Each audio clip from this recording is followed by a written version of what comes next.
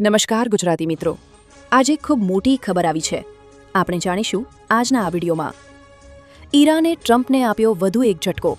દેશની 83 વર્ષ જૂની આ બેંક વેચાઈ જશે. શિક્ષણ ક્ષેત્રે કેન્દ્રનો મહત્વનો નિર્ણય. હોર્મુઝ પર ટ્રમ્પની મોટી જાહેરાત. ભારતના આકાશમાં દેખાઈ મોટી આફત, ભયાનક આગાહી. ગુજરાત તરફ આવતું ઈરાની જહાજ ચીન તરફ વળી ગયું. ટ્રમ્પે ભારતીયોનું ટેન્શન વધાર્યું. 5 એપ્રિલથી શરૂ થનારી વસ્તી ગણતરી મોકૂફ. આ બધું જ જાણીએ તે પહેલાં અમારી યુટ્યુબ ચેનલને સબસ્ક્રાઇબ કરી લેજો અને બેલ આઇકન ઓન કરી દેજો. ઈરાને ટ્રમ્પને આપ્યો વધુ એક ઝટકો. ઈરાન અને અમેરિકા ઇઝરાયલ વચ્ચે ચાલી રહેલા યુદ્ધ વચ્ચે આજે ઈરાને દાવો કર્યો છે કે ઈરાને અમેરિકાનું F-35 જેટને તોડી પાડ્યું છે. ઈરાનના ખાતમ અલ અંબિયા મુખ્યાલયના પ્રવક્તાએ ઘોષણા કરી છે કે ઈરાનના revolutionary guard corps IRGC airspace ફોર્સના નવા એર ડિફેન્સ સિસ્ટમે વધુ એક સ્ટીલ્થ ફાઇટર જેટ F-35ને તોડી પાડ્યું છે. આ હુમલા બાદ ડોનાલ્ડ ટ્રમ્પને મોટો ફટકો પડ્યો છે. દેશની 83 વર્ષ જૂની આ બેંક વેચાઈ જશે. ભારતીય રિઝર્વ બેંક RBI એ દુબઈ સ્થિત એમિરેટ્સ NBD બેંકને RBL બેંકમાં 74% ભાગીદારીમાં ખરીદવાની મંજૂરી આપી દેવામાં આવી છે, જેથી આ બેંક વિદેશી બેંક બનવાની દિશામાં આગળ વધશે.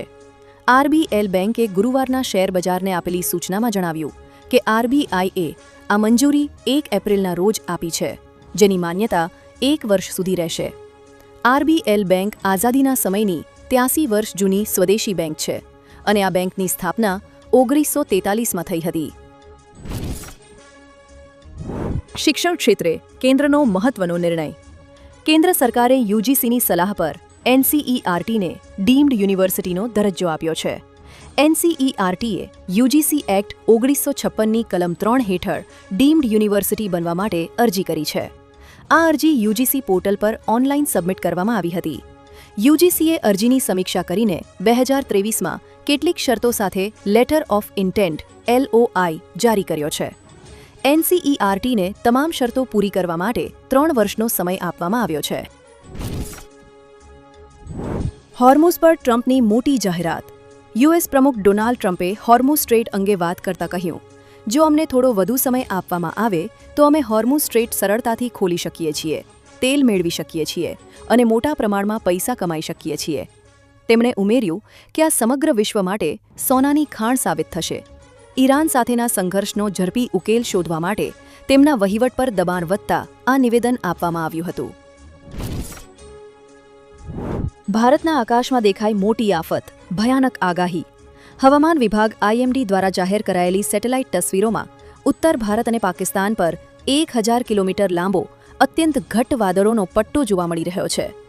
સક્રિય થયેલા શક્તિશાળી વેસ્ટર્ન ડિસ્ટર્બન્સને કંસને કારણે આગામી 48 થી 72 કલાકમાં જમ્મુ કાશ્મીર, હિમાચલ પ્રદેશ, પંજાબ, હરિયાણા અને રાજસ્થાનમાં ભારે વરસાદ, ગાજવીજ અને કરા પડવાની સંભાવના છે.